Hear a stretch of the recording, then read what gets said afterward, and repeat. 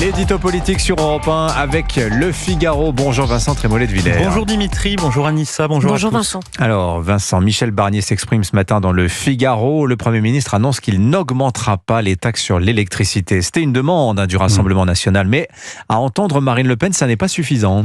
Suffisant, je n'en sais rien. Indispensable, j'en suis certain. Ça fait 2 mois que le Premier ministre prend toutes les précautions avec Gabriel Attal et Laurent Wauquiez, qui ne le censureront jamais, au lieu de ménager Marine Le Pen, qui a le pouvoir de renverser le gouvernement. Michel Barnier a donc eu raison de faire cette concession sur le prix de l'électricité.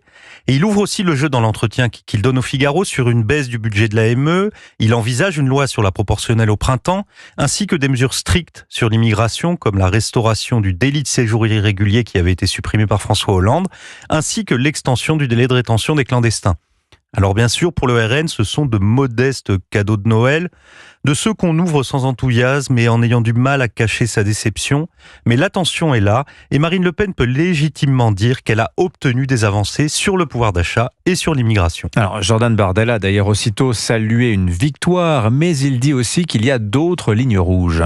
Et oui, c'est bizarre d'ailleurs de crier victoire pour dire juste après qu'on ne fera rien de cette victoire, puisqu'on ne votera pas le texte qui l'intègre, et même qu'on renversera le gouvernement qui est chargé de l'appliquer. Mais oui, il y a encore des lignes rouges, des lignes rouges. Depuis 2 mois, on n'entend que ces mots de lignes rouges, rouge comme une ligne qu'on trace pour voter mon budget, pourrait fredonner Michel Barnier sur un air de Sardou. Et la dernière ligne rouge, donc, c'est lundi, avec le vote du projet de loi de la finance sur la sécurité sociale. Marine Le Pen considère qu'elle a obtenu une concession sur le PLF, mais rien sur le PLFSS. Donc, il suffirait d'un nouveau signe ce week-end, comme renoncer au déremboursement des médicaments.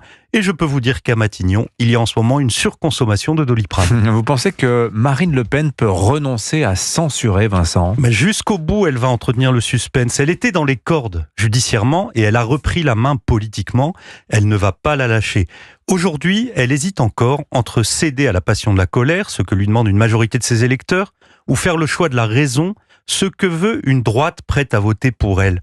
La colère, c'est renverser le gouvernement pour lui faire payer la dépossession démocratique. C'est obéir à la logique suivante. Vous nous avez volé une victoire aux législatives avec le Front républicain. Vous voulez nous voler l'élection présidentielle avec les réquisitions du ministère public. Eh bien, Michel Barnier, Emmanuel Macron et tout le système, vous êtes coupables et vous allez être victime de notre vengeance. La colère, ça soulage sur le moment, mais comme il ne peut pas y avoir d'élection législative avant 8 mois, ça n'a pas de suite politique, sauf à entrer dans les élucubrations à la Don Salus que l'on entend en ce moment.